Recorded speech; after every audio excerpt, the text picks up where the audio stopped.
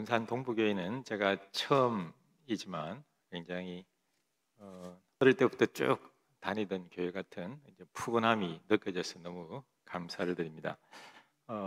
저는 이제 서울 장도의 신학대학에서 선교 역사를 가르치고 있는데, 오늘은 여러분들과 함께 읽었던 사도행전 1장 8절 말씀을 이제 중심으로 해서 지나간 기독교 선교 역사가 어떻게 흘러왔는지, 그리고 특별히 우리가 알아야 될 부분이 무엇인지 함께 생각하는 시간을 가지도록 하겠습니다. 먼저 사도행전 1장 8절 제가 다시 한번 받들어 읽도록 하겠습니다. 1장 8절입니다.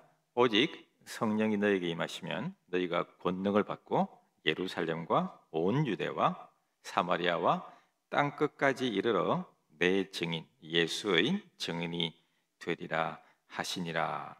아멘.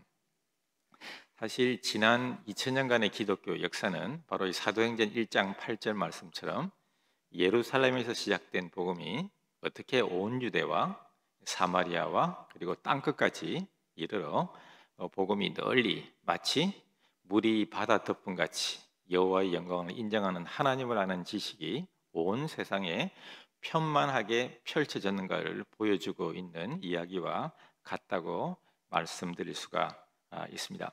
사실 따지고 보면 우리 한국 땅 군산 우리가 있는 이곳도 예루살렘이 아니고 우리는 유대도 아니고 사마리아도 아니고 땅끝이라고 볼 수가 있죠.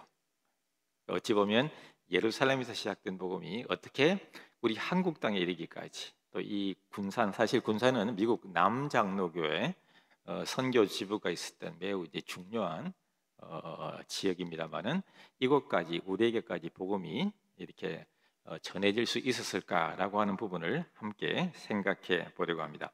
여러분들 이제 화면에 스크린에 아마 원고가 뜨리라고 생각합니다. 화면에 잠시 이제 비추어 주시면 좋겠습니다. 여기에 보면 이제 글씨가 조금 작은 느낌이 드는데요. 이런 내용이 있습니다. 어떤 내용인가 하니 1910년 6월 달에 영국 스코틀랜드 에딘버러에 선교사 대회가 열립니다. 이 선교사 대회에 누가 참석했느냐? 그 당시 한국 선교사 대표로 마포 삼열 사무엘 오스틴 마펫이라고 하는데, 마포 삼열 선교사가 이 선교사 대회에 이 에딘버러에 참여를 해가지고 한국 교회를 이렇게 소개했습니다. 그 내용을 제가 잠깐 소개해드리면 이렇게 얘기했는데, 한국이 그 당시는 이제 조선 땅이었지만 한국이 일본이나 중국 같은 군사 대국이나 무역 대국이 되리라고는 기대하지 않습니다. 그러나 한국이 극동 지역에서, 극동 지역이라고 하면 중국, 일본, 한국 이쪽 지역을 이제 지칭하는데, 한국이 극동 지역에서 기독교 국가, 영적 강대국이 되어서 주변에 거대한 나라들인 중국, 일본, 러시아까지 영적으로 많은 영향력을 끼치게 되는 날이 언젠가는 올 것이라고 생각합니다 라고 한국교회를 소개했어요. 이때 전 세계에서 모여든 1215명의 선교사들이 그 자리에 모여 있었는데, 이 내용을 보면 크게 이제 세 가지 중요한 단어, 세 가지 중요한 한국교회의 앞날에 대한 예언이 기록되어 있습니다. 첫째는, 세 가지 중요한 이제 단어가 뭐냐면 군사 강대국, 두 번째는 무역대국, 그리고 마지막으로는 영적 강대국이에요. 이 세 개 가운데 군사대국, 무역대국, 영적 강대국 세 개 가운데 여러분들 지금 이 얘기는 지금으로부터 122년 전 얘기인데, 불과 100여 년 전입니다만은 이 세 개의 예언 가운데 어떤 예언은 맞았고 어떤 예언은 맞지 않고 틀린 예언도 있어요. 자, 무엇이 맞고 무엇이 틀렸겠습니까?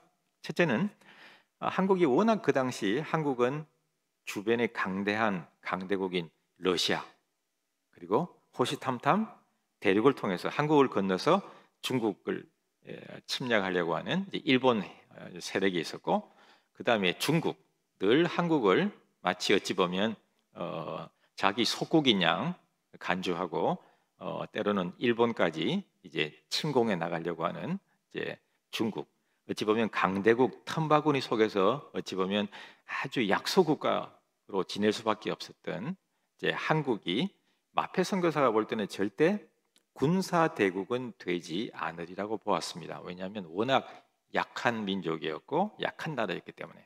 근데 지금 여러분들 우리가 뭐 우리 주 관심사는 아니지만 한국의 군사력도 꽤 세죠. 세계에서 군사력이 따지면 거의 한 6위, 7위권에 속한다고 합니다. 그만큼 한국이 군사적으로도 굉장히 강력합니다. 북한을 제외한 남한만 보더라도. 자, 또 하나는 이제 뭐냐면 영적 강대국이에요. 한국이 이처럼 작고 약소국이고 또한 강대국 틈바구니에 처해 있지만 마페시 볼 때는 교회만큼은 기독교만큼은 한국 기독교가 한국 교회가 영적인 강대국이 될 것이다 라고 보았어요. 그 예언은 맞아 들어갔죠.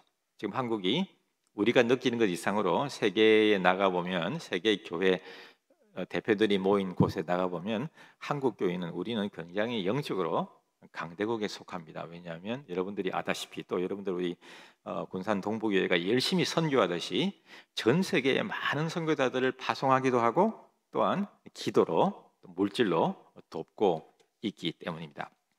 근데 마지막 이 무역 대국이 이제 중요해요. 마페시 볼 때는 한국은 절대 경제적으로 잘 살지 못할 것이라고 보았습니다. 왜 그랬을까요? 마페시 볼 때는 한국이 너무너무나 어찌 보면 찢어지게 가난했기 때문에 그랬습니다. 너무나 가난했기 때문에 기록들을 보면 한국이 너무 가난하고 먹고 살 것이 없어서 1860년대부터 우리 선조들이 어디로 갔냐? 우리 조상들이 중국, 만주, 간도 땅으로 가고 그 다음에 러시아, 연해주, 흔히 말하는 블라디보스톡 지역으로도 가고 그 다음에 일본으로도 이제 나가기도 하고 1903년, 5년, 7년 어간에는 하와이 사탕수수밭에 가서 어찌 보면 그 어마어마하게 무더운 무더위 속에서 막리를 할 수밖에 없었던 하와이 이민도 가고 그다음에 일부가 미국으로 본토로 가기도 하지만 상당한 하와이 이민자들 가운데 상당수가 멕시코. 여러분들 지금도 남미 멕시코 가려면 상당한 오랜 시간이 걸리지만 그때 멕시코에도 갔고 또 멕시코까지 간 우리 선조들 가운데 일부가 어디까지 갔는가 하니 쿠바까지 갑니다. 제가 여러 해 전에 쿠바에 국제회의가 있어서 참여한 적이 있는데 쿠바 수도 하바나에서 자동차로 4시간이나 떨어져 있는 그 굉장히 그 시골 거기에서도 사탕수수밭에서 우리 선조들이 노동을 했고 여기서 거주했다라고 하는 그런 기념탑이 있고 그 후손들도 직접 만나보기까지 했습니다. 왜 이렇게 전 세계로 흩어져 살았느냐? 나갈 수밖에 없었느냐? 너무 가난했고 먹고 살 것이 없었기 때문에. 그렇기 때문에 마페 선교사가 볼 때는 한국은 절대 경제적으로 잘 살지 못할 것이라고 보았습니다. 그런데 지금 우리 한국이 우리가 얼마나 잘 살고 있습니까? 우리 한국의 경제 규모가 잘 나갈 때는 한 7위, 8위까지 가고 요즘에 조금 어려워졌다고 해도 여전히 세계 10위에서 11위권에 속합니다.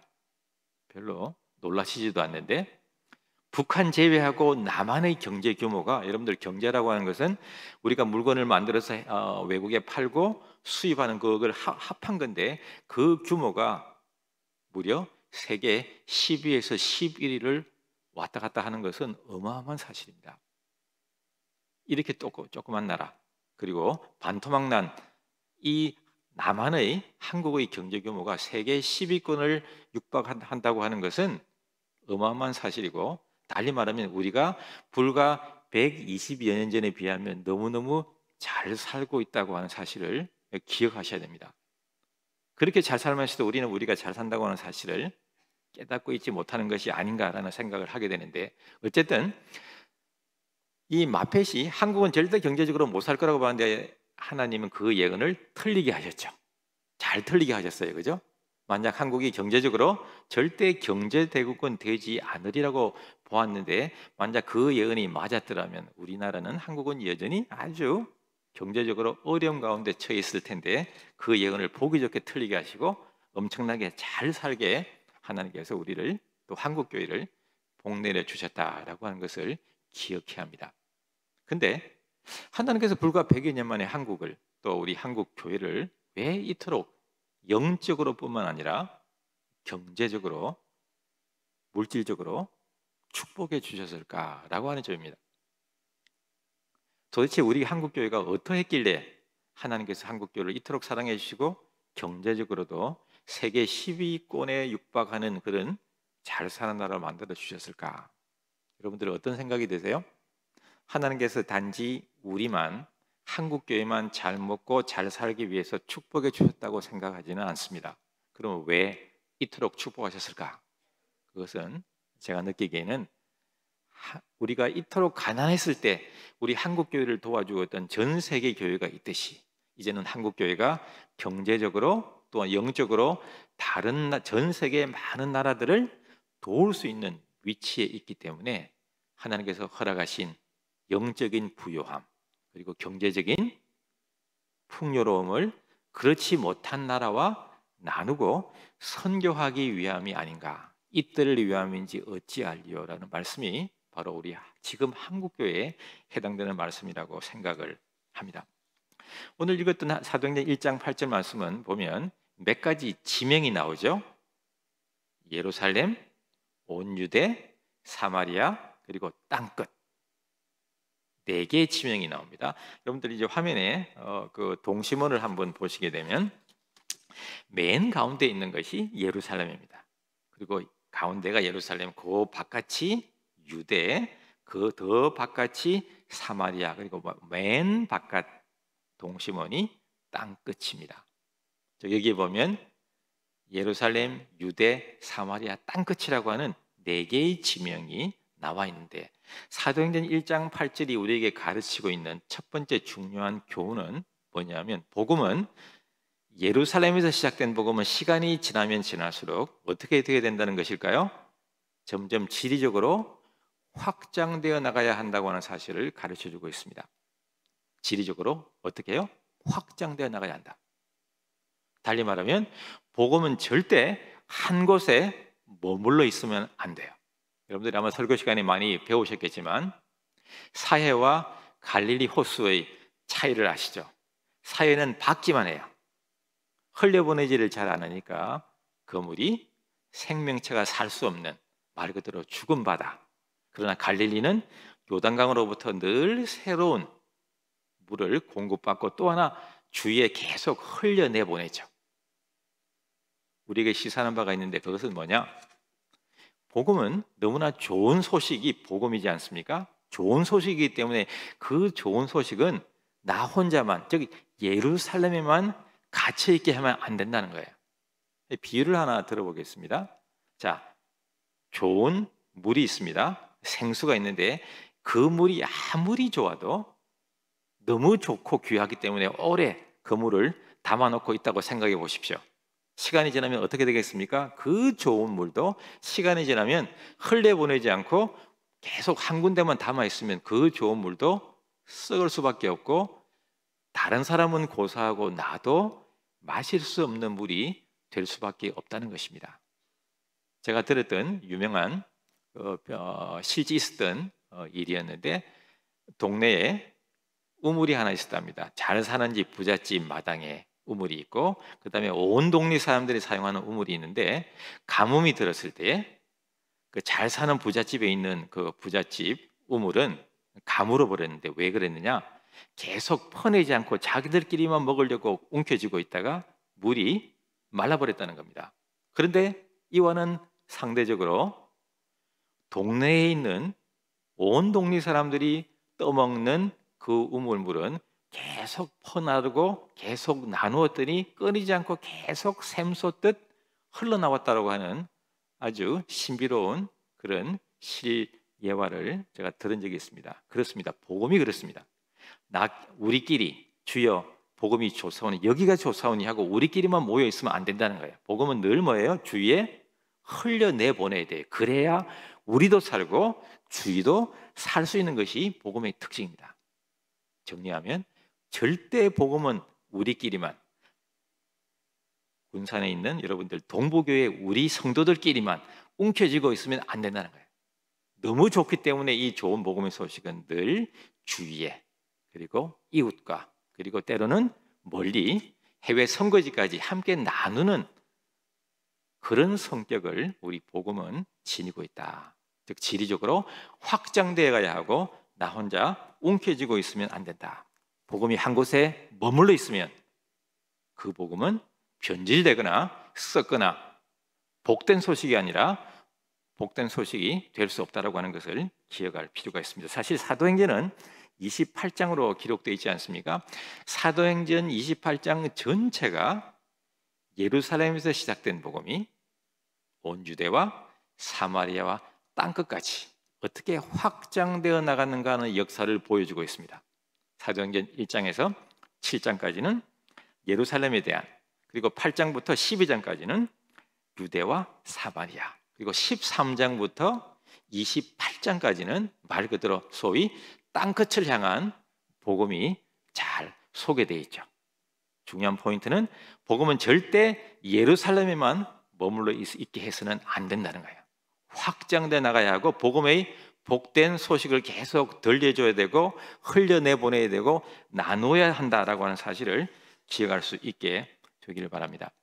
가끔씩 지금은 그런 분들이 별로 없지만 교우들 가운데 한국 땅에도 우리나라에도 복음을 듣지 못한 사람들이, 불신자들이 많이 있는데 왜 시간 들여, 돈 들여, 때로는 선교사가 다치기도 하고 병들기도 하고 때로는 순직하기도 하고 순교하기도 하는데 왜 저 멀리까지 선교사를 보내야 하는가라고 생각하는 분들이 전에는 꽤 계셨어요.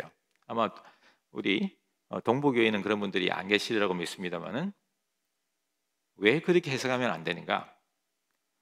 해외에도 또 국내에도 똑같이 예수 믿지 않는 불신자들이 있어요. 그죠? 우리 주위에도 많잖아요. 그러나 한국 땅에 우리 주위에 살고 있는 불신자들과 해외에 살고 있는 불신자들은 질적인 차이가 있습니다. 그러면 어떤 차이가 있을까요? 우리 주위에 있는 한국 땅에 살고 있는 불신자들은 조금만 마음먹으면 복음을 접할 수 있고 복음을 들을 수 있는 여러 가지 많은 다양한 채널들이 있어요.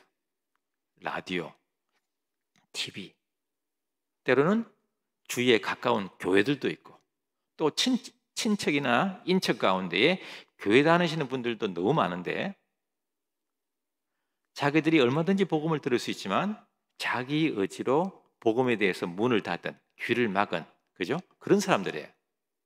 이에 비해서 성교지에 살고 있는 불신자들은 그렇지 않습니다.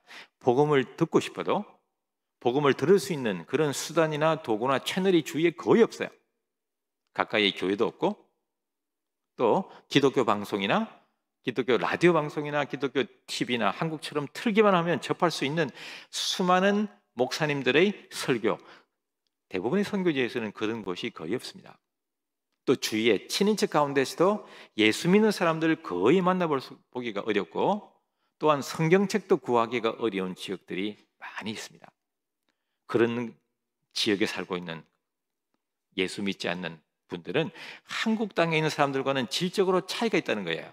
한국 땅에 있는 불신자들은 자기가 자기 의지로 복음을 거부한 사람들이라면 선교지에 살고 있는 그들은 자기 의지와 상관없이 그들의 평생에 단 한 번이라도 예수 그리스도가 누구신지, 복음이 무엇인지 한 번도 들을 수 있는 기회조차도 갖지 못한 사람들이라는 거예요. 그럼 어떻게 해야 되는가? 먼저 예수 믿는 우리가 할 수만 있다면 힘써 노력하고 애써서 저들에게 한 번만이라도 예수 그리스도가 누구신지 들려주고 알려줄 책임이 우리에게 있어요. 믿고 안 믿고는 하나님 손에 달려있지만 전해야 될 책임은 누구에게 있는 거예요? 우리에게 있다는 거예요. 먼저 예수 그리스도를 믿는 우리에게는 그런 책임이 있음을 기억해야 합니다. 달리 말하면 교회는 예수 믿는 우리들만을 위해서 존재하는 모임이 아니에요. 어찌 보면 교회는 아직도 예수 그리스도를 알지 못하는 사람들을 위해서 존재합니다. 이 복된 소식을 계속 흘려보내고 우리 주위뿐만 아니라 한국뿐만 아니라 세계 선교지까지 흘려보내고 생명의 물줄기를 나누어야 될 책임이 우리에게 있음을 기억해야 할 필요가 있습니다. 또 하나, 어떤 분들은 한국 땅이 완전히 예수 믿게 되고 복음화되고 그러면 그 다음 지역으로 또 넘어가자라고 생각하는 분들이 계세요. 다시 설명하면 예루살렘이 100% 복음화되고 예루살렘에 사는 사람들이 다 예수 믿고 그 다음에 유대 땅에 사는 사람들이 다 예수 믿고 그 다음에 사마리아 땅으로 가서 사마리아 사람들이 다 예수 믿고 그 다음에 땅끝으로 나가서 선교하자라고 해석하는 분들이 생각하는 분들이 혹 계실 수 있는데 그렇게 해석하시면 아니 됩니다. 왜 그럴까요? 예수님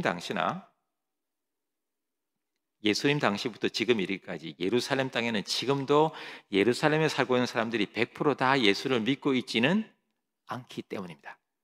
예수님이 살아계실 때에도 예수 믿지 않는 사람들, 즉 예수를 거부한 사람들이 있었어요. 지금도 마찬가지예요. 그러면 어떻게 해야 될까요? 동시다발적으로 같이 해야 됩니다. 교회가 예루살렘과 유대와 사마리아 선교와 동시다발적으로 멀리 떨어져 살고 있는 해외에 있는 선교지 땅끝 선교를 동시다발적으로 같이 해야 건강한 교회의 모습이에요. 우리끼리만 아니에요. 동시다발적으로 우리 동부교회가 처해 있는 하나님께서 줄로 재어주신 이 군산 지역뿐만 아니라 또 호남 전 지역뿐만 아니라 나아가서 한국 전쟁뿐만 아니라 나아가서 동남아, 아시아, 아프리카, 남미에 이르기까지 편만하게 예수 그리스도의 복음을 전해야 될 책임이 우리에게 있다라고 하는 것을 기억하시면 좋겠습니다. 에밀 브루너라고 하는 신학자가 이런 얘기를 한 적이 있어요. 여러분들 타오르는 불 아시죠? 불, 활활 타오르는 불. 불이 탐으로 존재하듯이 교회는 선교함으로 존재한다. 타오르는 불이 타오르지 않으면 존재할 가치가 없듯이 교회가 선교하지 않으면, 즉 선교하지 않는 교회는 존재할 가치가 없다는 거예요. 부연 설명하면 교회의 존재 목적과 사명은 어디에 있다는 거예요? 선교하는 데 있다는 거예요. 교회는, 동부교회는 선교하기 위해서 존재한다라고 하는 것을 꼭 기억하시면 좋겠습니다. 자, 그리고 또 하나, 사도행전 1장 8절을 해석할 때 보면 예루살렘과 온 유대와 그 다음에 사마리아와 땅끝이 나와요. 이 사마리아와 땅끝이 이제 중요해요. 왜냐하면 예루살렘과 유대는 우리가 쉽게 이해하지만 그러면 사마리아가 어디이고 땅끝이 어디인가를 생각해 봐야 돼요. 여러분들 사마리아가 어떤 곳일까요? 사마리아는 여러분들 요한복음 4장을 보시면, 요한복음 4장 한번 찾아볼까요? 요한복음 4장 여러분들 아시죠? 우리 기독교는 덮어놓고 믿으면 안 돼요. 우리는 늘 뭐예요? 펴놓고 믿어야 돼요. 말씀을. 자, 요한복음 4장을 잠시 한번 찾아보겠습니다. 요한복음 4장 신약 성경 148쪽입니다. 148쪽 요한복음 4장을 보면 4장 3절을 봅니다. 3절을 보시면 예수님께서 유대 땅을 떠나사 갈릴리로 가실새라고 되어 있어요. 그죠? 4장 3절 유대 땅을 떠나사 갈릴리로 가실새. 여러분들 예수님 당시에 팔레스타인 당시에 여러분들 그 성서 지도를 보시면 혹시 성경 가운데 성경책 뒤편에 부록으로 성서 지도가 있는 분들은 한번 보시고 없는 분들은 제 설명을 들으시면 될 것 같은데요. 팔레스타인 지역은 크게 이제 세 지역으로 나눌 수 있죠. 맨 밑에가 오늘 사도행전 4장 3절, 요한복음 4장 3절 말씀처럼 맨 밑에 지역이 유대의 유대 땅. 그 다음에 가운데가 어디죠? 사마리아. 그리고 맨 북쪽 지역이 갈릴리. 그죠? 밑에부터 얘기하면 유대, 사마리아, 갈릴리. 자, 그렇게 연결되어 있는데 예수님께서 남쪽 유대 땅에서 북쪽 갈릴리로 가셔야 되는데 중간에 뭐가 있죠? 사마리아가 있어요. 근데 이 사마리아가 어떤 땅인지 우리는 기억해야 합니다. 사도행전 1장 8절에 나오는 예루살렘과 온 유대와 그 다음에 사마리아, 이 사마리아가 어떤 땅인지를 이해하기 위해서 오늘 이 말씀을 제가 요한복음 4장을 말씀드리고 있는데 찾고 있는데, 자, 요한복음 4장 9절에 보면 사마리아 여자가 예수님에게 이릅니다. 묻습니다. 자, 제가 읽습니다. 요한복음 4장 9절. 사마리아 여자가 예수님에게 이르되 당신은 유대인으로서 어찌하여 사마리아 여자인 나에게 물을 달라 하니까 하니, 이는 같이 한번 읽어볼까요? 자, 시작. 유대인이 사마리아인과 상종하지 아니함이러라. 무슨 얘기예요? 경건한 유대인들은 사마리아 사람들과 서로 상종하지 않습니다. 상종하지 않다는 얘기는 만나지도 않을 뿐더러 이쪽 땅은 지나가지도 않는다는 거예요. 그래서 보통 유대인이라면 사마리아 중간에 있는 유대 땅에서 북쪽 갈릴리로 가려면 반드시 거쳐가야 되는, 통과해서 가야 되는 사마리아를 살고 있는 사마리아 사람들과 상종하기 싫어서 요단강을 우회해서, 오른쪽으로 우회해서 바로 가면 2, 3일이면 갈 수 있는 거리를 일주일 이상 걸려도 돌아서 갔어요. 왜? 유대인들은 사마리아 사람들과 상종하지 않기 때문에. 그런데 오늘 본문을 보세요. 이미 우리가 읽어보았듯이 예수님은 경건한 보통의 유대인들이 상종하지도 않을 그런 사마리아 사람들 살고 있는 동네를 직접 찾아가시고 그들과 함께 만나시고 교제하시고 말씀도 전하시고 심지어 사마리아 여인에게 대화도 하시는, 즉 전도하기 위한 대화이지만 전도하는 모습을 우리는 보게 됩니다. 왜 그러셨을까? 심지어 이 사마리아, 여러분들 이제 뒤에 4장 40절을 볼게요.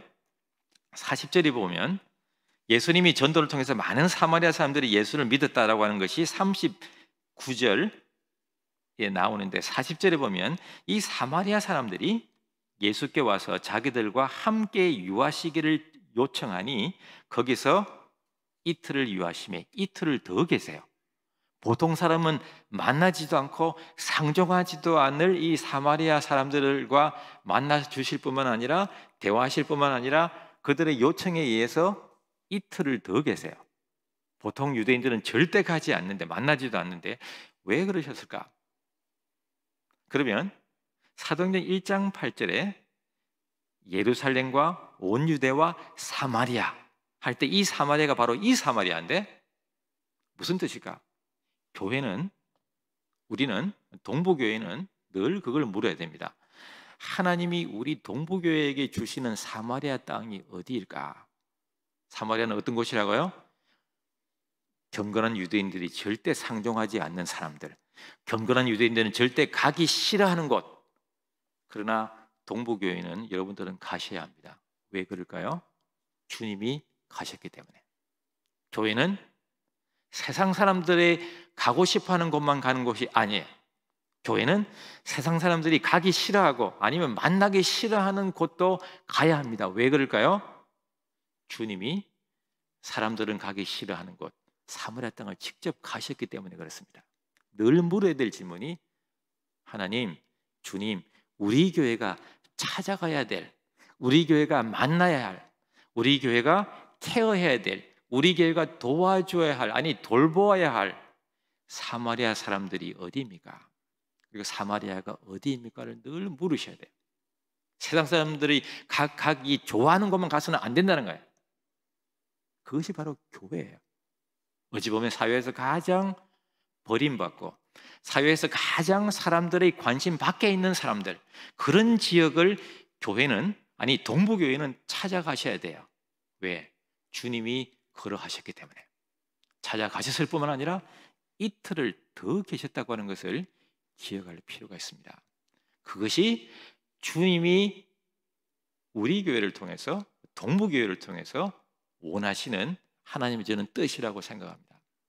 혹시 여러분들 보실 때에, 교회가 판단하실 때에 사회의 관심 밖의 지역들, 관심 밖의 사람들이 누구일까를 늘 물으셔야 돼요. 그래야만 그 교회가 하나님 마음에 합한 교회가 될 수 있다고 믿습니다. 주님이 가고 싶어 하시지만 유명한 말이 있어요.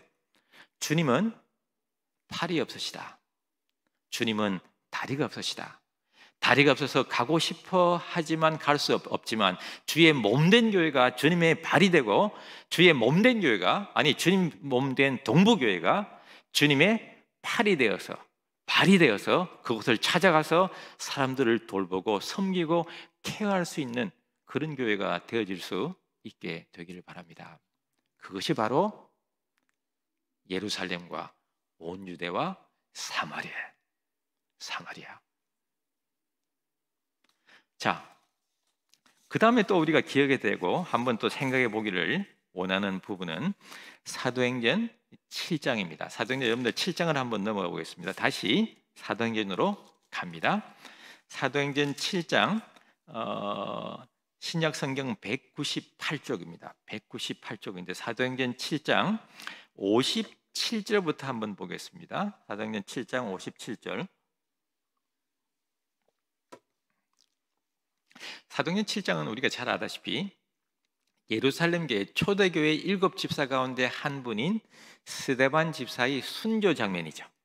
스데반 집사의 순교 장면입니다. 보면 스데반 집사님이 7장 1절부터 설교하는 장면이 나오죠. 설교가 상당히 깁니다. 설교가 무려 56절까지 갑니다. 그래서 어떤 분들은 뭐 그런 얘기도 합니다. 스데반이 돌에 맞은 이유가 설교를 너무 길게 해가지고 56절까지, 물론 이제 우스갯소리로 한 얘기예요. 그 고지것대로 들으시면 큰일 나요. 네, 설교를 너무 길게 하셔갖고 57절까지 가니까 6절까지 가니까. 자, 어쨌든 스데반 집사가 순교하는 장면인데 이 순교하는 장면이 우리에게 여러 가지를 시사하는 바가 큽니다.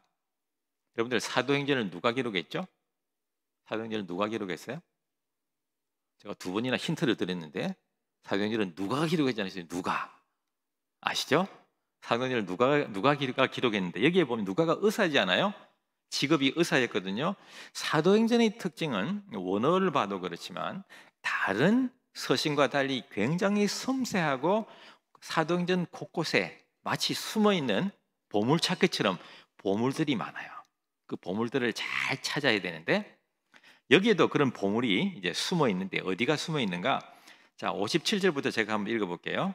자, 그들이 큰 소리를 지르고, 스데반 집사가 이제 전도 설교를 했을 때에 스데반의 전도 설교를 들었던 사람들이, 그 중에 사울이 있죠. 사울이 있는데 그들이 큰 소리를 지르며 귀를 막고 일제히 그는 스데반 집사에게 달려들어 스데반 집사를 성 밖으로 내치고 돌로 칠세 증인들이 옷을 벗어, 여기 나오죠. 사울이라고 하는 청년의 발 앞에 두니라. 그들이 돌로 스데반 집사를 치니 스데반이 부르짖어 이르되 주 예수여 내 영혼을 받으시옵소서 하고 무릎을 꿇고 크게 불러 이르되, 스데반의 마지막 순교 직전의 마지막 기도입니다. 주여 이 죄를 저들에게 돌리지 마옵소서. 이 말을 하고 자니라. 생각해 보고 싶은 것은 사도행전의 저자인 누가가 스데반 집사의 마지막 순교 모습을 어떻게 기록하느냐? 이 말을 하고 어떻게 죽었더라가 아니고 어떻게 표현했어요? 어떻게 기록했어요? 이 말을 하고 자니라. 잤다고 표현합니다. 죽었다고 표현해야 되지 않아요? 근데 왜 누가가 사도행전을 기록하다 잠시 졸았을까요? 아니에요. 의사는 굉장히 섬세하고 정확해야 되지 않아요? 직업 특성상. 누가가 졸다가 잤다고 표현한 것이 아니고 이 잤다라고 하는 표현 속에는 굉장히 중요한 신학적인 그리고 초대교회의 신앙 고백이 이 속에 담겨져 있어요. 누가의 신앙 고백일 뿐만 아니라 초대교회에 굉장히 중요한 신앙 고백이 있는데 그것이 뭐냐? 결론부터 말씀드릴게요. 누가가 고백하건대는 우리 성도들에게 있어서 죽음은 뭐예요? 자는 거예요. 믿습니까? 잔다고 하는 말은 무엇을 전제라고 했어요? 언젠가는 다시 깨어날 것을 전제하고 있는 말이에요. 누가가 실수로 졸다가 기록한 게 아니에요. 누가의 의도가 뭐냐? 우리 성도들을 향해서 우리 성도들에게 있어서 죽음은, 때로는 그 죽음이 순교의 자리라고 하더라도 죽음은 자는 것이다. 믿습니까? 주님 안에서 아브라함의 품에서 다시 깨어날 것을 전제하고 있는 말이 바로 잤다라고 하는 표현이에요. 자, 스데반 집사의 한 사건이지만 사도행전뿐만 아니라 초대교회의 역사를 보면, 기록을 보면 초대교회가 여러분들 아시다시피 로마 치하에서 기독교인들을 핍박하던 시대적인 상황이지 않습니까? 로마의 핍박하에 수많은 초대교회 성도들이 순교했습니다. 여기도 스데반 집사도 순교한 모습이지만, 많은 사람들이 순교했지만 이들이 때로는 여러분들 로마나 그다음에 유럽을 가보시면 곳곳에 원형 경기장들이 많잖아요. 큰 원형 경기장. 대표적인 것이 콜로세움이지만 곳곳에 많이 있거든요. 원형 경기장에 기독교인들을 풀어놓고 때로는 묶어놓고 굶주린 맹수들을 풀어서 기독교인들을 맹수의 밥이 되게 한다거나 여러 가지 다양한 고문 형태를 통해서 고문시키고 또한 기독교인들을 잔혹하게 살해했던, 즉 순교의 사건들이 굉장히 많이 기록되어 있는데 공통점이 있어요. 어떤 공통점이 있느냐? 대부분의 교인들이, 초대교회 교인들이 그런 최후의 마지막 순교의 모습에도 늘 대부분이 평온하게 하나님 앞에 기도하며 찬양하며 생의 마지막을 맞이했다고 하는 사실을 우리는 기억해야 합니다. 오늘 본문 속에 스데반도 보십시오. 자기를 돌로 쳐 죽이는 사람들을 향해서 저주하거나 또한 그들 앞에 무릎 꿇고 구차하게 자기의 생명을 구해달라고 구걸하지 않아요. 어떻게 해요? 오히려 자기를 돌로 쳐 죽이는 사람들을 위해서 어떻게 하시죠? 중보하죠. 기도해요. 주여, 이 죄를 저들에게 돌리지 마옵소서. 이 말을 하고 잤기 때문에. 여러분들 그럴 수 있을까요? 미리 겁먹을 필요는 없어요. 겁먹을 필요는 없어요. 적어도 여기서 우리가 한 가지 깨달을 수 있는 것은 그 순간에 닥치면 하나님께서, 성령께서 우리에게 그런 힘을 주시리라고 저는 믿습니다. 미리 앞당겨서 겁먹을 필요는 없다. 그러나 그 순간 앞에서도 우리는 주님의 성령의 도우심을 우리는 기도해야 한다고 생각하기 때문입니다. 자, 그런데 신약학자들 가운데 사울, 강팍했던 사울, 기독교인들을 핍박하고 기독교인들을 잡아서 감옥에 쳐넣던 강팍했던 사울이 사도행전에 보면 다메섹으로 기독교인들을 붙잡으러 갔다가 부활하신 주님을 만나고 주여 뉘시니까 나는 내가 핍박하는 예수라고 하는 신앙 고백 사건, 주님을 만나는 소위 다메섹 회심 사건이 3번 기록되어 있는데 어떤 학자들은 그 강팍했던 사울이 흔들리기 시작했던 것은 다메섹에서의 부활하신 주님을 만났을 때도 그렇지만 그 이전에 바로 사도행전 7장 마지막 이 부분부터 강팍했던 사울이 속으로는, 내심으로는 흔들리기 시작했다고 봐요. 왜 그럴까요? 스데반 집사 때문에. 만약 스데반 집사가 이런 모습으로 죽지 않고 살려달라고 애글복글 생명을 구차하게 구걸했다거나 했다면 오히려 강팍했던 사울이 더 강팍해져서 참 잘 죽었다라고 생각할 수 있을 거예요. 그러나 그렇지 않잖아요. 오히려 자기를 돌로 치는 사람들을 향해서 중보하고 기도하고 그들의 영혼을 위해서 기도하면서 생의 마지막을 맞이하는 이 모습을 보면서 강팍했던 사울이 흔들리기 시작했다고 봐요. 왜 그럴까요? 아니 도대체 저 사람의 마음속에 뭐가 있길래 심지어 돌로 쳐 죽이는 우리를 위해서 기도하고 중보하고 죽을 수 있단 말인가?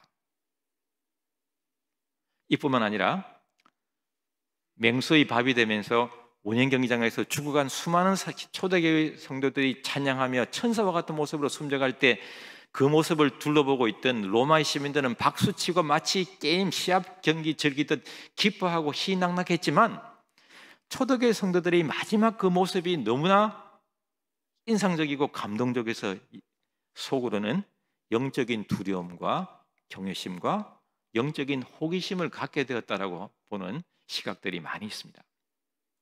이 얘기를 왜 드리느냐? 여러분들 지금까지 여러분들이 어떻게 살아왔는지 저는 몰라요.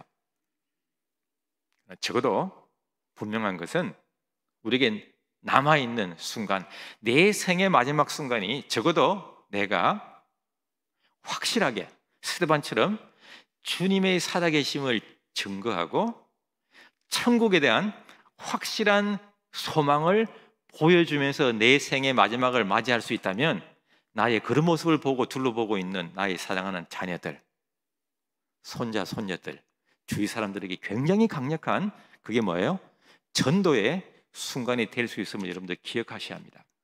그리고 기도로 준비하셔야 합니다. 하나님, 내 생의 마지막이, 내 생의 마지막 순간에 스데반 집사처럼, 하나님, 내가 참으로 우리 아버지는, 참으로 우리 어머니는, 참으로 우리 할머니는, 참으로 우리 할아버지는 천국에 대한 확실한 소망을 갖고 하늘나라 가셨다 라고 믿을 수 있도록, 말로 하라는 게 아니에요, 행동으로 마지막 순간을 보여줄 수 있어야 돼요. 아멘 하십니까? 따라해 봅시다. 죽을 때 잘 죽자. 죽을 때 멋있게 죽자. 아시겠죠?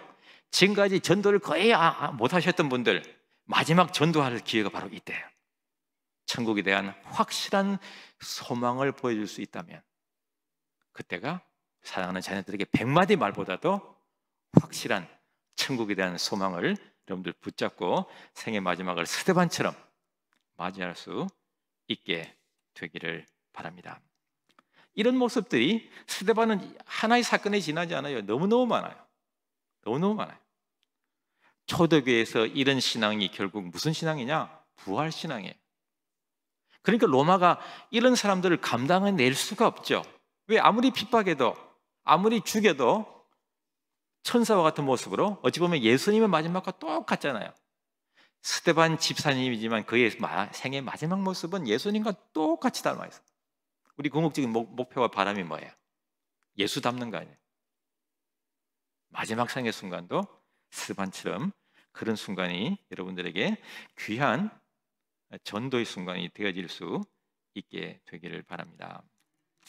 또 하나는 초대교회의 여러 가지 선교 가운데 이제 중요한 부분이 뭐냐면, 그 초대교회도 지금 우리가 코로나 때문에 거의 2년 가까이, 아니 2년 이상 제대로 우리가 예배를 모이지를 못했는데, 사실 역사적으로 보면 초대교회도 코로나보다도 훨씬 더 오랜 기간 동안 소위 역병, 전염병이 있었습니다. 기록을 보면 주후 165년부터 180년, 그러니까 거의 15년 동안 1차 역병이 있었고, 그 다음에 2차 역병은 언제 왔느냐? 주후 250에서 262년, 12년 동안 역병이 왔어요. 지금 2년, 3년은 아무것도 아니죠. 훨씬 더 오랜 기간 동안 로마 시대 때에 역병이 왔습니다. 초대교회 당시에. 근데 재밌는 것은, 흥미로운 사실은 뭐냐면, 이 초대교회 역병이 왔을 때, 로마치아 역병이 왔을 때 교회가 어떻게 했느냐가 모습이 중요해요. 스데반도 집사님이었지만 주로 교회 집사님들이 환자들을 돌보는 일들, 봉사와 섬김의 일들은 거의 다 집사님들이 감당했어요. 목회자들은 말씀과 기도에 전무했고, 봉사와 섬김의 일들은 거의 집사들이 감당을 했는데, 역병이 돌았을 때에 로마 당시에도 히랍 시대 때부터, 헬라 시대 때부터 뛰어난 의사들이 많았어요. 소위 명의. 로마 시대 때도 뛰어난 의사들이 많았습니다. 그런데 역병이 돌았을 때 의사들이, 로마 시대 때 뛰어난 의사들이 어떻게 했는 줄 아십니까? 다 도망갔어요. 환자들을 안 돌보고. 왜 그런 줄 아세요? 이 역병이 전염성이 있다는 것을 알았기 때문입니다. 섣불리 돌보다가 나도 걸릴 수 있고 죽을 수 있다는 것을 알았기 때문에 다 도망갔어요. 그런데 초대교회, 이미 언급했듯이 초대교회 집사님들은 도망가지 않았어요. 환자들을 케어하고 돌보고, 심지어는 가족들로부터도 다 버림받고 내버려져 있던 그런 사람들을 다 교회가 돌보았어요. 집사님들이 해야 될 일이었기 때문입니다. 이것이 왜 중요한가? 또한 로마 당시에는, 초대교회 당시에는 기독교만 존재했던 것이 여러분들 아닙니다. 기독교는 여러 개 중에 하나예요. 어찌 보면 이방 종교나 이방 사제들이 훨씬 더 많았어요. 기독교는 아주 소수의 종교예요.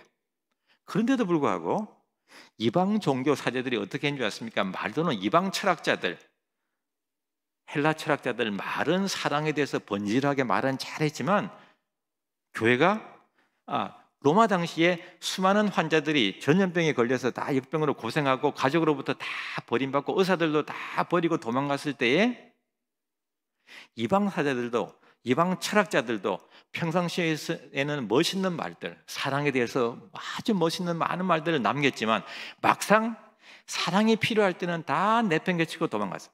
왜? 전염되는 걸 알았기 때문에. 그런데도 불구하고 이때 교회는 어떻게 했는가? 집사들을 중심으로 해서 버려진 환자들 다 돌보았어요. 이것이 초대교회 당시에, 초대교회가 세상 사람들로부터, 세상으로부터 칭송받는 데 굉장히 중요한 역할을 했고, 또 하나 주께서 구원받는 사람들을 더하게 하는 데 큰 역할을 했습니다. 즉 역병이 돌 때마다, 아니 역병이 돌고 나면 더 교회가 왕성하게 부흥 성장했어요. 왜? 사람들이 떼거리로 교회로 몰려들었기 때문에. 그 주된 이유가 뭐냐? 기독교는, 초대교회는 이방 종교와 다르다. 이방 철학자들과도 다르다. 이방 철학자들도 똑같이 기독교와 마찬가지로 사랑에 대해서 얘기하고 있고 사랑에 대해서 정의하고 있지만, 기독교인들이 보여주는 사랑과는 완전히 질적으로 차이가 있어요. 요한 사도가 그런 고백을 했죠. 사랑하는 자들아, 우리가 말과 혀로만 사랑하지 말고 오직 행함과 진실함으로 하자. 여러분들 요한 1서 3장 18절 말씀 기억하시죠? 우리가 말과 혀로만 사랑하지 말고, 이 말은 당시 이방 철학자들, 당시 이방 종교 사제들은 말과 혀로만 사랑했기 때문입니다. 이에 비해서 기독교는 말과 혀로만 사랑하는 것이 아니라 행함과 진실함을 통해서 사랑이 무엇인가를 보여주었기 때문에 기독교와 이방 종교와 또 기독교인들과 이방 철학자들과는 질적인 차이가 있음을 행동으로, 섬김으로, 행함으로 보여주었다고 하는 것을 기억할 필요가 있습니다. 또 하나 중요한 게 있어요. 교회, 초대교회 성도들이 집사들을 중심으로 해서 전염병인데도 불구하고 돌보았는데, 우리가 주목할 것은 전염병인데도 불구하고 그렇게 환자들을 돌보았던 초대교인들 가운데 사망률이 지극히 낮았다고 하는 사실이에요. 믿습니까? 별로 안 믿으시는 것 같아요. 초대교회 신학자들 가운데, 고대교회사를 전공하는 분들 가운데 초대교회 문서들과 그 다음에 무덤에 관한 기록들을 연구한 분들의 기록, 연구 저작물에 의하면 교인들은 이름이 다르거든요. 기독교적인 이름이 있기 때문에 묘비를 조사해 보면 생몰 연대, 언제 출생하고 언제 돌아가는지 조사해 보면 기독교인이 아닌 사람들보다 훨씬 더 평균 수명이 길었다는 거예요. 이것이 당시 로마의 이방 사회에 어떤 영향을 주었는가? 기독교는 기적의 종교다. 목숨 걸고 환자를 돌보아도 쉽게 돌아가시질 않구나 라고 하는 기적의 종교라고 하는 인식을 심어주었어요. 목숨 걸고 돌보았더니 하나님께서 보호해 주신 거예요. 여러분들 믿습니까? 이 사실이 기독교는 기적의 종교, 기독교는 말과 혀로만 사랑하자고 외치는 것이 아니라 행함과 진실함을 보여주는 참된 종교라고 하는 것이 확인됨으로 인해서 역병이 끝날 때마다 많은 사람들이 우리가 참으로 의지하고 참으로 믿어야 될 것이 바로 이 기독교로구나라는 것을 확신하고 많은 사람들이 교회로 몰려들었던 것을 기억할 필요가 있습니다. 위험하다고 다 도망가면 안 돼. 위험하다고 다 떠나면 안 된다는 거예요. 여러분들 사도행전 1장 8절에 보면 오직 성령이 너희에게 임하시면 너희가 권능을 받고 할 때 이 권능이라고 하는 단어 1페이지에 나와 있는데, 이 권능이라는 단어가 헬라어에 보게 되면 두나미스로 되어 있어요. 두나미스. 이 두나미스에서 나온 영어 단어가 다이나마이트예요. 두나미스. 그러니까 영어 단어 가운데 헬라어에서 파생된 단어들이 많이 있거든요. 제가 실은 이제 신학을 하기 전에 제가 고등학교 서울에서 영어 선생을 했는데 영어를 제가 조금 아니까 보면 이 두나미스라고 하는 헬라어에서 파생되어 나온 영어 단어가 다이너마이트. 여러분들 다이너마이트 뭔지 아시죠? 집에 혹시 다이너마이트 두고 계신 분 계세요? 없죠? 있으면 큰일 나요. 신고해야 되죠? 잘못 관리하다가는 큰일 나요. 근데 이 오직 성령이 너에게 임하시면 너희가 권능을 받고 할 때 이 권능이 헬라어 두나미스, 여기서 나온 영어 단어가 다이너마이트. 어찌 보면 누가는 선교는 내 힘으로 하는 것이 아니라 성령의 힘으로 하는 것이고, 그 다음에 성령이 임할 때 우리가 두나미스, 다이너마이트와 같은 엄청난 힘을 발휘할 수 있다는 것을 보여주기 위함이라고 생각합니다. 여러분들 다이너마이트 우리가 실생활에서는 필요 없지만 다이너마이트가 필요하죠. 언제 필요합니까? 언제 필요해요? 도로를 닦을 때. 혹시 이제 도로를 닦다가 큰 산을 만날 때, 터널을 뚫어야 될 때, 아니면 길을 내는데 엄청나게 단단하고 견고하고 거대한 안반, 바위를 만날 때, 수십 명의 아니 수백 명 아니 수천 명의 사람들이 곡괭이 들고 아무리 붙어도 쉽게 제거할 수 없을 때 사용하는 것이 뭐예요? 다이너마이트. 사람들이 할 수 없는 그런 엄청난 장애물도 다이너마이트 몇 방만 터뜨리면 쉽게 제거할 수 있는 것이 그 다이너마이트예요.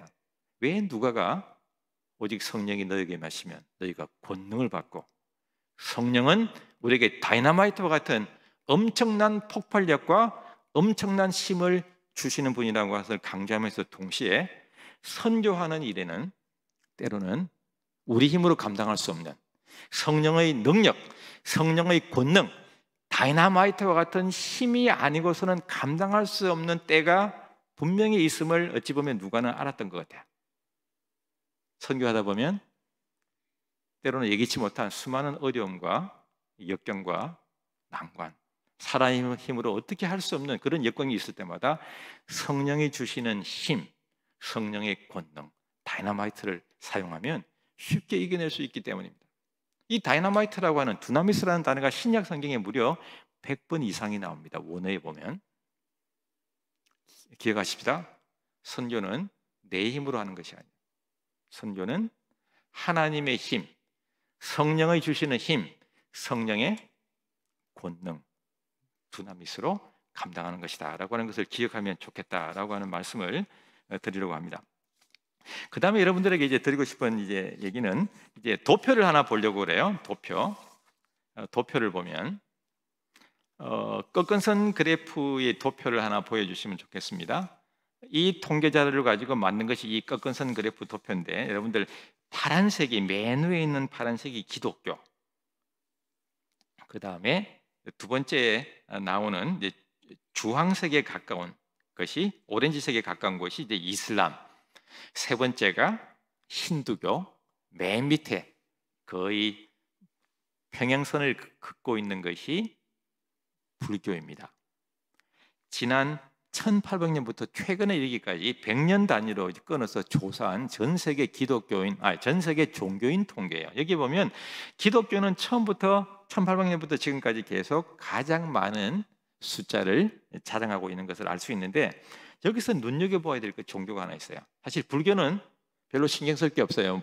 불교인들이 들으면 기분 나쁘겠지만, 왜냐하면 늘 불교는 큰 숫자 변동이 거의 없기 때문에 그래요. 맨 밑에 있는 것이 불교인데, 중요한 것은 이제 이슬람이에요.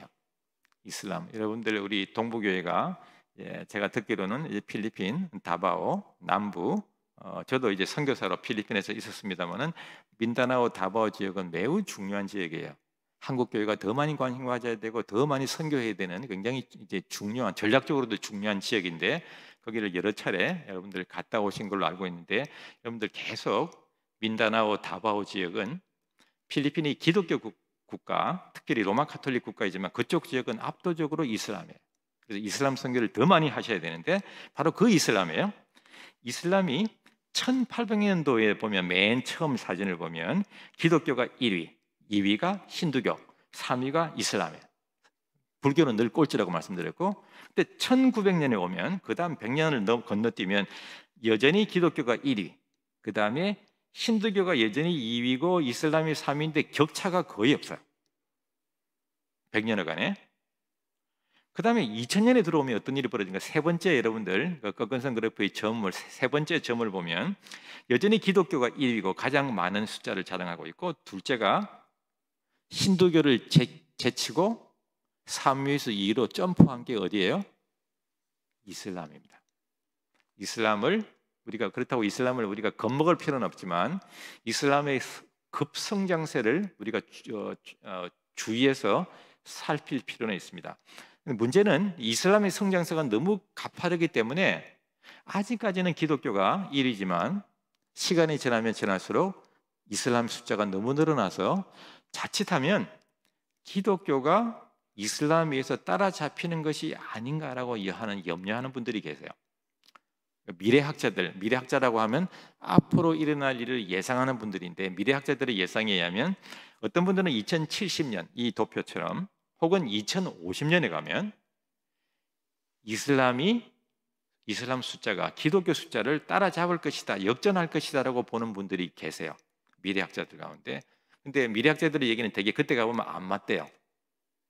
그래서 안 맞기를 원하지만 적어도 우리가 기억해야 될 것은 이슬람의 성장세가 예사롭지 않다 하는 것을 우리가 기억할 필요가 있죠.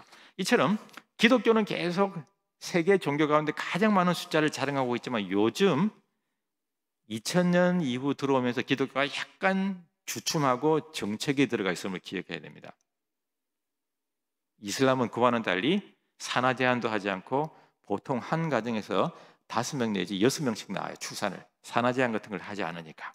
그래서 이 성장세가 예사롭지 않다라고 하는 것을 기억할 필요가 있습니다. 그 다음 여러분들 이제 그림을 하나 보여주실 텐데요. 스크린에 관 사진이 하나 나올 겁니다.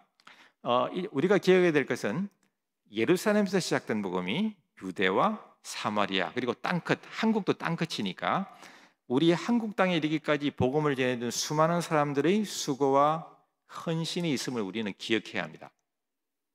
왜냐하면 예루살렘에서 시작된 복음이 어찌 보면 유대와 사마리아 그리고 땅끝인 한국 땅에 이르기까지 많은 사람들, 선교사들의 수고와 헌신과 때로는 희생의 대가 위에 한국교회가 그 복음이 우리에게까지 주어져 있기 때문입니다. 복음은 공짜예요. 예수 믿는 여러분들 다 공짜잖아요. 복음은 공짜이지만 기억해야 될 것은 이 공짜 복음이 우리에게 주어지기까지 수많은 사람들의 수고와 값비싼 희생이 있었음을 우리는 기억해야 합니다. 따라서 그들을 향한 고마움과 감사가 꼭 필요해요. 예를 하나 들어볼게요. 1800년대 19세기 아프리카 중에서도 이제 동부 아프리카가 있고 서부 아프리카가 있는데 전반적으로 다 아프리카에서 많은 선교사들이 사망했어요. 그 사망 주 원인이 뭐냐면 주로 아프리카 풍토병, 그 중에서도 말라리아와 가장 선교사들의 목숨을 많이 앗아갔던 옐로우 피버라고 하는 것이 있어요. 황열병.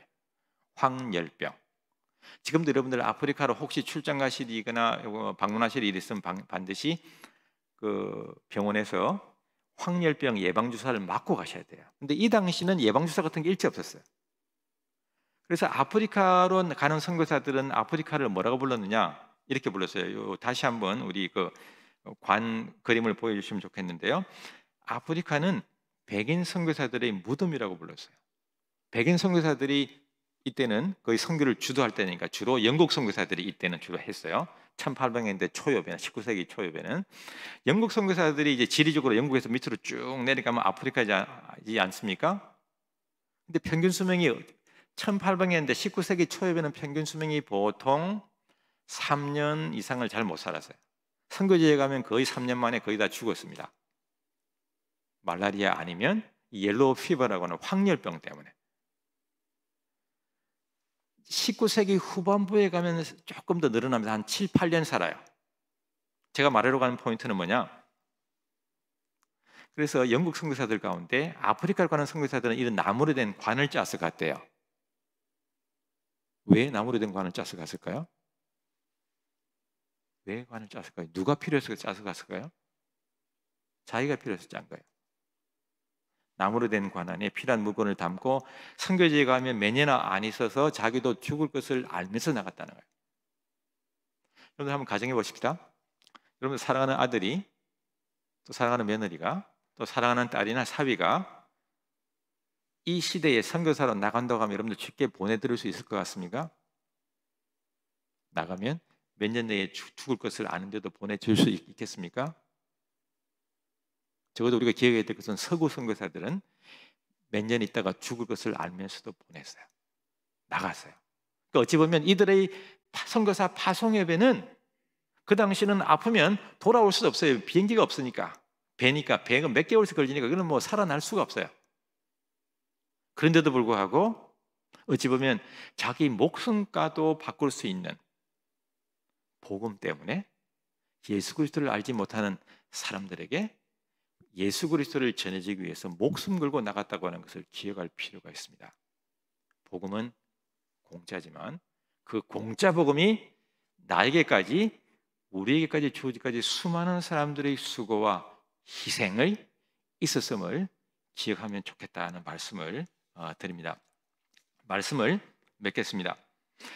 한 나라가 선교하는 나라가 되기 위해서는 첫째는 선교사를 보낼 수 있는 영적인 역량이 있어야 됩니다. 한국 교회는 선교를 감당할 수 있는 영적인 역량이 있습니다. 왜 그럴까요? 한국 교회는 잘 훈련된 양질의 교육자들이 있습니다. 전 세계 교회를 방문해 봐도 한국 교회처럼 양질의 잘 훈련된 목회자들을 가진 나라는 몇 안 됩니다. 근데 우리는 잘 훈련된 목회자들이 있고, 또 하나 한국 교인들만큼 잘 훈련된 그토록 헌신적이고 열심히 전도하고 열심히 선교하는, 또 열심히 헌금하는, 기도하는, 또 말씀 보는 교인들을 만나보기는 거의 불가능해요. 전 세계에 이런 교회가 없어요. 여러분들 사실 저도 신학교에 있지만 한국에서는 목회하기도 쉽지 않아요. 왜 그럴까요? 교인들이 너무 똑똑하니까. 기도도 많이 하시죠? 말씀도 얼마나 많이 읽으세요. 말씀을 읽는 건 요즘에는 뭐 뛰어넘어서 요즘 쓰기까지 하시잖아요. 이런 교인들이 전 세계에 어디 있어요? 사실 이것은 굉장히 좋은 영적인 자산입니다. 한국 교회는 이런 양질의 뛰어난 교인들과 헌신적인 교인들과 목회자들이 있고, 또 하나 아무리 영적인 자산이 뛰어나다고 하더라도 선교하기 위해서는 경제력이 뒷받침되어야 됩니다. 선교는 돈 가지고 하는 거 아닙니다. 그러나 선교는 돈 없이도 못합니다. 역사적으로 보면 하나님께서 한 나라와 한 민족을 선교하는 나라, 선교하는 민족으로 사용하실 때에는 꼭 두 가지 조건이 만족돼야 합니다. 첫째는 선교를 감당할 수 있는 영적인 자원들이 있어야 되고, 첫째. 두 번째가 뭐냐면 영적인 자원들을 파송하고 후원할 수 있는 경제력이 뒷받침되어야 합니다. 역사를 보면, 선교 역사에 보면 덴마크 교회가 그랬고, 독일 교회가 그랬고, 영국 교회가 그랬고, 미국 교회가 그랬습니다. 그러면 우리 한국 교회가 어떨까요? 한국 교회는 말씀드렸듯이 잘 훈련된 교인들과 헌신적인 목회자들이 있습니다. 또한 한국 교회는 불과 100여 년 전에 그토록 찢어지게 가난했는데 이제는 세계 10위권에 육박하는 엄청난 경제력도 갖고 있습니다. 어찌 보면 이때를 위함인지 어찌할리에 둘 다 할 수 있어요. 두 가지를 다 갖추고 있기 때문에 선교하는 나라와 민족이 되기 위해서는 두 가지가 잘 맞아 들어가야 되는데, 바로 지금이 한국 교회가 두 가지를 다 갖춘, 선교하기에는 가장 좋은 때임을 기억해야 합니다. 중요한 것은 이런 선교할 수 있는 때가 영원히 우리 한국 교회에 주어져 있는 것이 아니라는 점입니다. 기회가 주어졌을 때에 할 수 있을 때에 하지 못하면 언젠가는 한국 교회가 더 이상 선교를 지금처럼 왕성하게 감당하기 어려울 때가 올 수도 있음을 우리는 기억하지 않습니까? 할 수 있을 때에, 아니 지금 더욱더 열심히 감당해야 되리라고 생각합니다. 또나 우리 한국 민족은 하나님께서 굉장히 선교하는 민족으로 잘 예비해 주셨다고 믿습니다. 왜 그럴까요? 우리는 봄, 여름, 가을, 겨울 사계절이 분명합니다. 우리는 어느 기후권에 가서도 잘 적응하고 살아남을 수 있어요. 근데 저희 학교에 이제 외국인 학생들, 특히 이제 아프리카나 동남아 열대지방에서 온 학생들이 많이 있는데, 이 학생들이 여름은 별 문제 없어요. 자기도 더우니까. 근데 문제는 언제가 힘들까요? 견디기가? 겨울이겠죠. 얼마나 추워요, 한국이. 이들의 피부 기공은, 땅구멍은 늘 열려 있었기 때문에 한 번도 오므라진 적이 없어요. 그런데 한국 사람들은 어때요? 여러분들 느끼실지 모르겠지만, 못 느끼실 수도 있겠지만, 우리 한국 사람들은 자동이에요, 그죠? 추운 데 가면 땅구멍이 오므라들고, 더운 데 가면 자동으로 열리는데, 더운 데서 늘 자는 사람들은 그게 안 돼요. 그러니까 추위가 훨씬 더 춥죠. 견디기 어렵죠. 우리는 문제가 없어요. 이 얘기를 왜 드리느냐? 하나님께서 우리 한민족은 기후적으로도 어디 가나, 여러분들 보세요. 우리 한인 동포들, 디아스포라 동포들이 보면 아무리 추운 데 가도 한국 사람들이 있고, 아무리 더운 데 가도 다 한국 사람들 다 살아남아요. 그러니까 기후적으로도 잘 예비된 민족이 한국 민족이 아닐까라는 생각을 해보게 되고, 또 하나, 한국 음식을 한번 생각해 보십시다. 얼마나 짜요? 얼마나 또 매워요? 전 세계 어떤 음식도 우리는 소화해낼 수 있는 위를 갖고 있어요. 보통 그런 민족이 별로 없거든요. 굉장히 다양한 계절의 훈련, 그리고 음식의 훈련을 통해서 제 생각에는 하나님께서 특별히 한민족을 택하시고 예비하신 것이 아닐까라는 생각을 해보게 됩니다. 우리 한국에 왔던 최초로 장로교 목사 선교사로 왔던 언더우드가 아주 재미있는 얘기를 한 적이 있습니다. 우리 마지막 그 페이지에 보면 이런 내용이 나와요. 무슨 내용을 했느냐? 언더우드가 연희전문학교, 지금 연세대학을 초기에는 이렇게 불렀어요. 화면이 조금 작은데, 연희전문학교를 초우전 조선 크리스천 칼리지, 조선 그리스도 대학. 이 조선이라고 하는 것은 CHOSEN이라고 하는 단어는 말 그대로 조선을, 옛날에 우리 한국을 조선이라고 불렀으니까 이때 조선을 이름 표기, 발음 나는 대로 표기한 단어이기도 하지만, 또 하나 여러분들 중학교 때 배운 영어 단어 기억하시죠? choose, chose, chosen, 선택받은. 그러니까 조선이라고 하는, 초전이라고 하는 단어에는 두 가지 뜻이 있어요.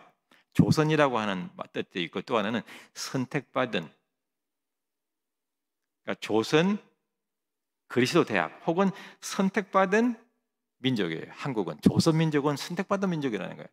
하나님께서 선교할 수 있는 모든 역량과 영적인, 경제적인 그 외의 모든 것들을 다 갖춘, 이때야말로 우리 한국교회가, 지금까지는 우리가 주로 해외 선교사들을 통해서 도움을 받았다면, 이때는 그 복음의 바톤이 우리 한국교회에 주어져 있고 넘겨져 와 있어요. 이 복음의 바톤을 갖고 우리가 힘차게 열심히 뛰어야 될 때가 바로 지금이라고 생각합니다. 여러분들 지금까지도 열심히 우리 군산 동부교회가 선교해 오셨지만, 주님 다시 오시는 그날까지 늘 우리에게 주어진 이 복음, 우리끼리만 갖고 있으면 안 된다고 그랬어요. 나누고 흘려보내는 그런 역할, 그리고 우리 동네를 뛰어넘어서 사마리아와 땅끝, 늘 사마리아를 생각하고 땅끝을 생각하면서 주님 다시 오시는 그날까지 마치 물이 바다 덮음같이 여호와의 영광을 인정하는 온 지식이 온 세상에 편만해질 때까지 선교의 사명을 잘 감당하는, 그래 하나님 앞에 착하고 충성스러운 교회, 하나님 마음에 합한 동부교회가 되어질 수 있게 되기를 주의 이름으로 간절히 축원합니다. 기도하겠습니다. 아버지 하나님, 예루살렘에서 시작한 복음이 어떻게 온 유대와 사마리아와 땅끝까지 이르러 이 군산 동부교회에 이르기까지, 아니 우리에게까지 주어졌는지 하나님 간략하게 하나님의 역사를 살펴보았습니다. 하나님, 복음은 공짜이지만 그 공짜 복음이 나에게, 우리에게 주어지기까지 수많은 사람들의 수고와 희생이 있었음을 기억하게 하시고, 이제는 그 복음의 바톤이 우리에게, 우리 교회에 주어져 있음을 기억하고 이 복음 들고 열심히 주님 다시 오시는 그날까지 예수 복음, 생명의 복음을 전하는 데 귀하게 쓰임 받는 저희 모두가 되어질 수 있도록 은혜 위에 은혜를 더하여 주옵소서. 그래야 하나님 나라 확장에 귀하게 쓰임 받는 우리 동부교회 온 성도들, 온 교우들 되어질 수 있도록 복 내려 주옵소서. 감사하며 예수님 이름으로 간절히 기도하옵나이다. 아멘.